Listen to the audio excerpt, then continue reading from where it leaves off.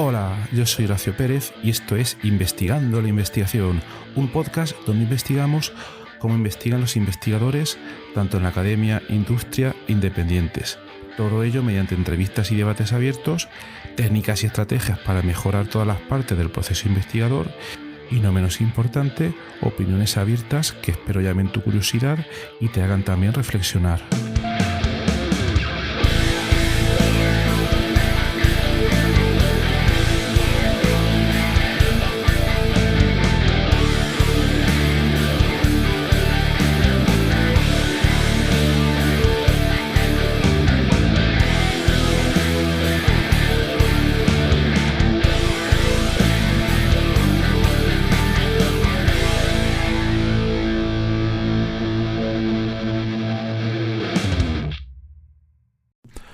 En el episodio de hoy os voy a hablar sobre un libro que leí hace tiempo y que me ha venido hace poco a la mente. Un libro que se llama Hackers and Painters, Hackers y Pintores, de Paul Graham. Paul Graham es un programador inglés que desarrolló un lenguaje de programación llamado Lisp. Bueno, no nos vamos a meter en eso ahora. Y fundó una especie de, digamos, una de las más famosas incubadoras de startups en Estados Unidos llamada la Y Combinator.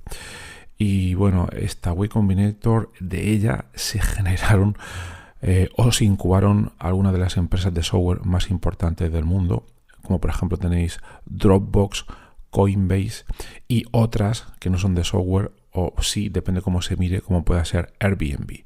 Esa seguro que ya os suena, ¿no? Bien, pues entonces hoy voy a comentar algunos puntos relevantes del libro, algunos puntos que me llamaron por la atención, y quizás la primera pregunta que os estéis haciendo, pero bueno, si este podcast es de investigación, ¿por qué estamos hablando de startups? Pues muy fácil, principalmente son tres motivos. Uno, porque es mi podcast y hablo de lo que me interese.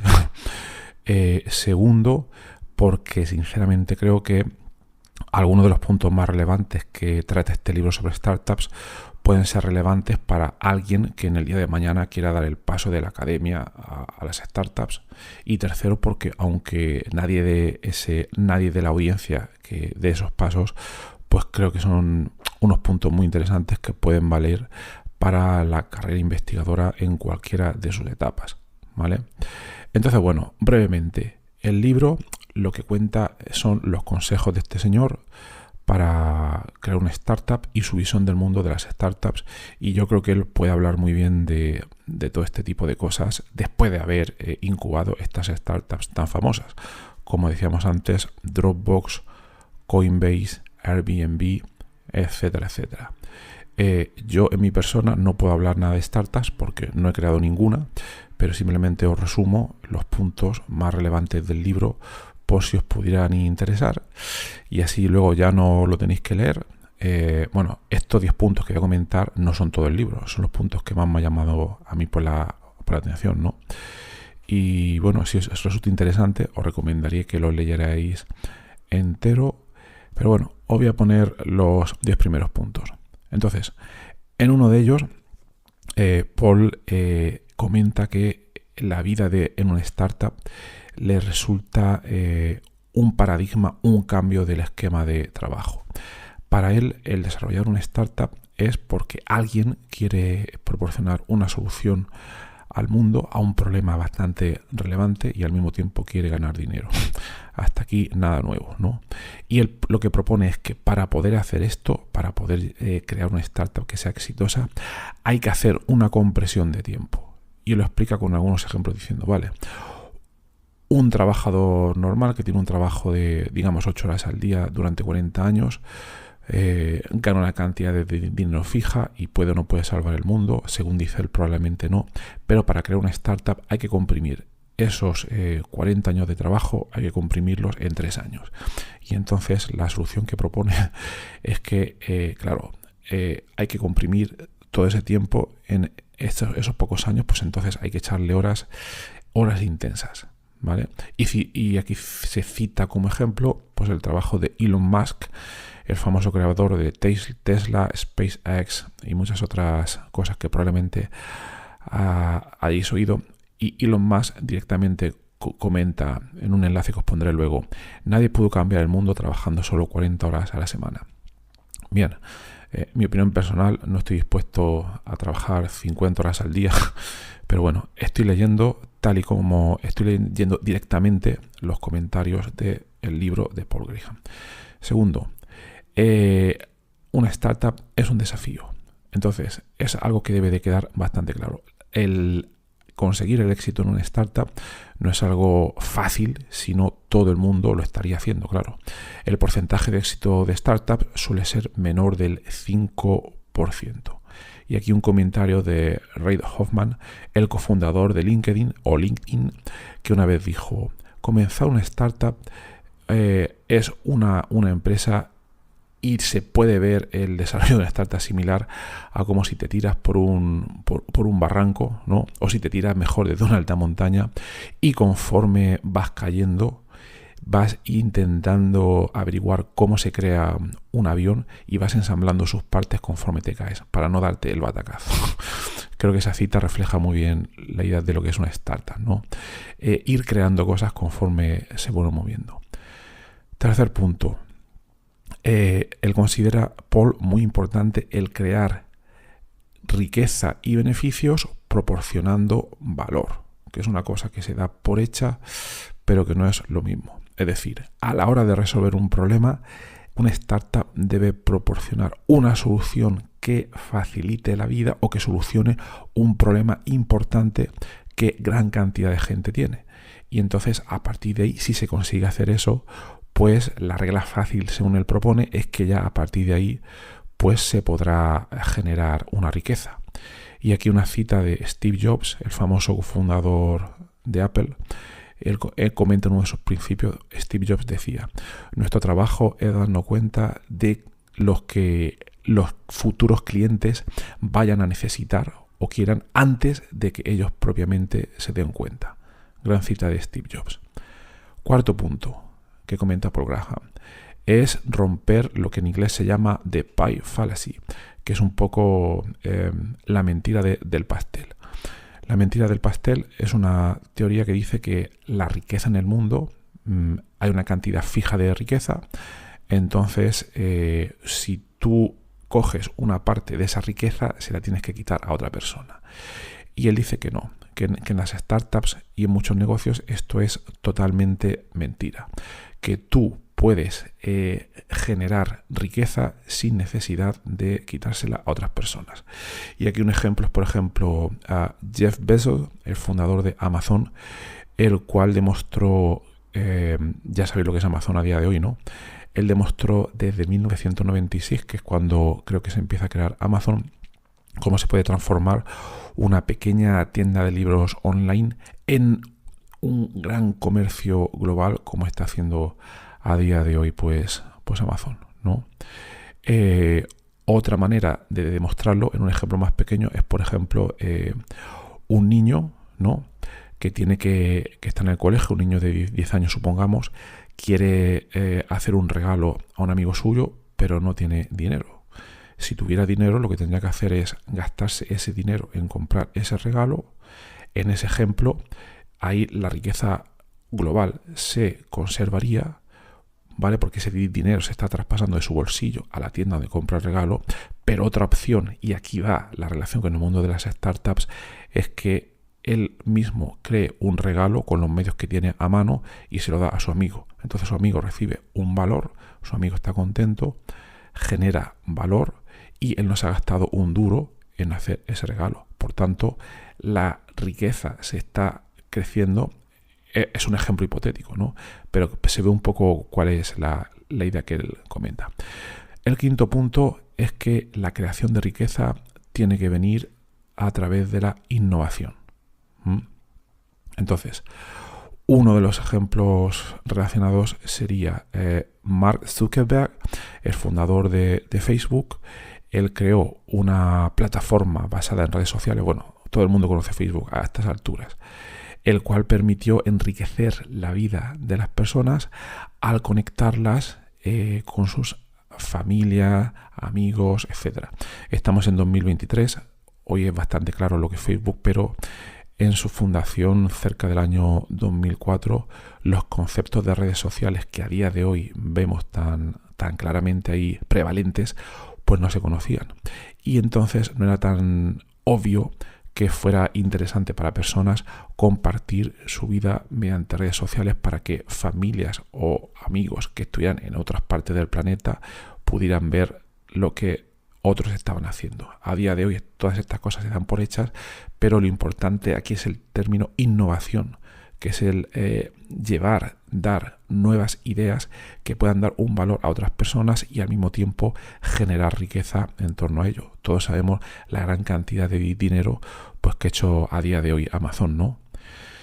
Bueno, el sexto punto que comenta en el libro es el gran poder de las contribuciones individuales. Entonces, en uno de los ejemplos comenta cómo un programador informático, a la hora de generar software, etcétera, puede crear una gran riqueza simplemente sentándose frente de su ordenador. A ver, es un ejemplo muy obvio, parece muy obvio. No todos los programadores generan riqueza, pero, por ejemplo, alguien que tenga una pequeña idea y que la pueda llevar a cabo en términos de software puede generar mucho dinero. Sin ir más lejos, comenta, en una compañía, en una empresa, el trabajo que realice una persona, digamos que se promedia en torno al número de empleados que tenga esa empresa. Entonces, el trabajo individual, cuando estás en una empresa con muchísima gente, es difícil de ver, ¿no? Pero cuando se crea una startup y se empieza con un solo fundador, que es un informático, ahí es claramente visible el valor y la riqueza que puede generar esa persona si todo sigue adelante. Y bien, ¿no? Ahí tenemos un ejemplo, Dropbox. A día de hoy también todos conocemos Dropbox. El informático inicial que generó la idea en su momento, y creo que estamos hablando de 2008, 2007 o 2009, la idea de Dropbox no se conocía y fue una persona que tuvo esa idea, un programador informático, y luego ya buscó la gente para llevarla a cabo, pero un solo programador fue el que tuvo esa idea. O también nos podemos ir a Google, cuando en su día, creo que estamos hablando de 1997, pues se llevó toda esa serie de ideas adelante para crear lo que es a día de hoy uno de los buscadores pues más importantes del mundo. Séptimo punto que comenta en su libro es lo que en inglés se llama leverage, que en español se traduce a veces por apalancamiento. Entonces, una palanca, el concepto, yo lo vería mejor, por ejemplo, cuando, digamos, te habrá pasado alguna vez, se te pincha una rueda del coche, tienes que cambiar la rueda. Entonces, en España se llama comúnmente el gato. Es un dispositivo mecánico que pones debajo de tu coche y empiezas a darle vueltas a una pequeña palanca, y entonces este dispositivo consigue levantar el peso de tu coche una distancia suficiente para que tú puedas cambiar la rueda. Tú has tenido que hacer muy poca fuerza para poder levantar el coche. Pues este sería un coche que puede pesar 1000 kilos o más, ¿no? Entonces esta sería la idea del apalancamiento, utilizar un dispositivo, apalancarte en un dispositivo, o en este caso una idea, donde tú empleas muy poca fuerza para poder explotar o poder llevar a cabo algo que de otra manera sería imposible o muy difícil. Entonces, en el contexto de las startups, él comenta que para hacerse rico o para generar esa riqueza, uno tiene que estar en una situación donde además el rendimiento que uno genera de sus acciones debe poder ser medido, para que se vea que las decisiones que uno lleva a cabo en el desarrollo de una startup tienen un gran efecto o no. Aquí se vuelve a citar a Google, donde Larry Page y Sergey Brin, que fueron los fundadores, pues se apoyaron en su algoritmo de búsqueda, que en su tiempo fue bastante rompedor e innovador en 1998, para mostrar cómo las búsquedas en Internet podían tener un gran impacto, ¿vale? Os dejo algún enlace en la nota del programa para que quien quiera profundizar en esto. El octavo punto es la importancia de ser consciente del riesgo y recompensa en startups. Y él comenta que si tú estás en un trabajo donde te sientes seguro, pues eso ya te está diciendo directamente que probablemente no te vayas a hacer rico. Eso creo que es algo de bastante sentido común. Y entonces él comenta que en las startups, todas las startups son contextos donde el riesgo es muy elevado, y eso también no quiere eso decir que al mismo tiempo las ganancias vayan a ser también elevadas. Pero él comenta que desde su punto de vista, para poder estar en una situación de que se pueden ganar grandes cantidades de dinero, uno tiene que estar al mismo tiempo en situaciones donde las pérdidas pueden llegar a ser bastante grandes. High risk, high gain, high loss. Me lo acabo de inventar, ¿no? Entonces, este es el caso de Brian Chesky y Joe Gebbia, los fundadores de Airbnb, los cuales, tuvieron que enfrentarse a una gran cantidad de rechazos de inversores, una gran cantidad, hasta que su idea al final llegó a buen puerto, ¿vale? Fueron constantes y siguieron intentándolo. Bien, el punto número 9 es la relevancia de las pequeñas empresas, y aquí ya directamente relacionados con las startups, y el resolver grandes problemas.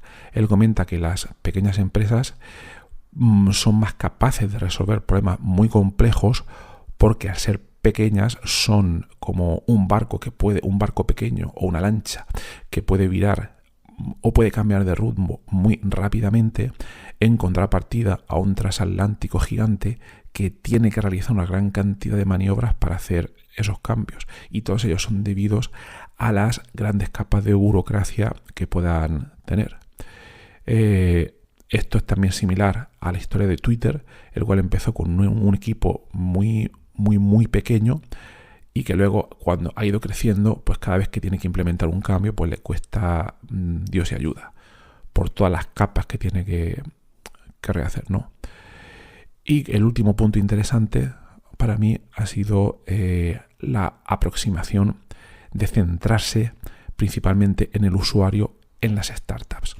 A la hora de desarrollar una startup y ver si tiene éxito o no, lo principal es el usuario final. Ellos son la principal prueba de que tu startup está creando riqueza. Es decir, si esa riqueza está directamente relacionado con lo que la gente necesita, y tú puedes ver de manera clara que tus usuarios están utilizando tu producto, que necesitan tu producto y que van a pagar por él, pues eso es totalmente claro de que tu startup va a poder seguir adelante. Un principio parecido es, nombramos otra vez a Dropbox. Dropbox, cuando empezaron a salir al mercado, tuvieron esa idea, hicieron una primera implementación informática para ellos para ver si funcionaba, y luego dijeron, mirad, hicieron una landing page, que básicamente una página web muy sencilla, donde lo que se veía era lo siguiente. Se veía brevemente la página web, cómo funcionaba Dropbox, que a día de hoy todos sabemos cómo funciona, pero en 2008 esa idea no existía. Y dijeron, mira, tenemos Dropbox, es una cosa muy fácil que instalas en tu ordenador, muy sencilla y gratis, y entonces puedes sincronizar archivos en la nube desde un dispositivo a otro. Entonces, si os interesa, os suscribís aquí y os avisaremos cuando lo tengamos.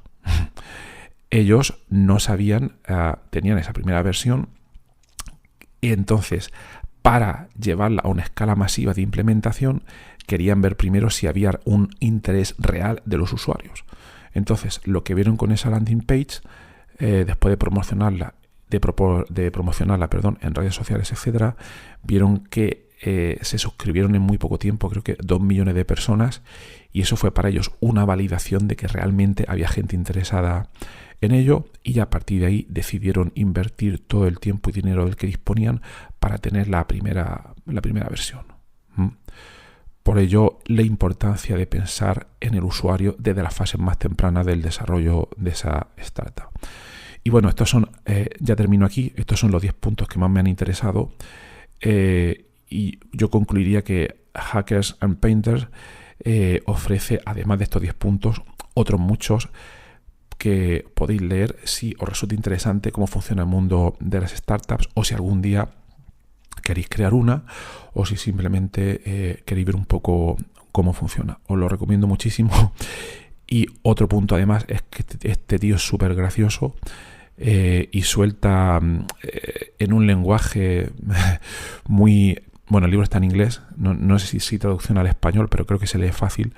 Pero el tío es un crack, es muy gracioso. Y también os recomiendo algunos de los episodios de podcast que ha grabado para Y Combinator. Es continuamente risas. Además de explicarlo el tipo súper bien. Pues nada más, como siempre, espero que os haya sido este episodio interesante. Y si queréis saber más, os recomiendo que os suscribáis a la newsletter en la siguiente dirección: horacio-ps.com/newsletter, donde te comento consejos para mejorar todos tus proyectos y procesos de investigación, y día que no estás, consejo de investigación que te pierdes. Que tengas un maravilloso día y hasta luego.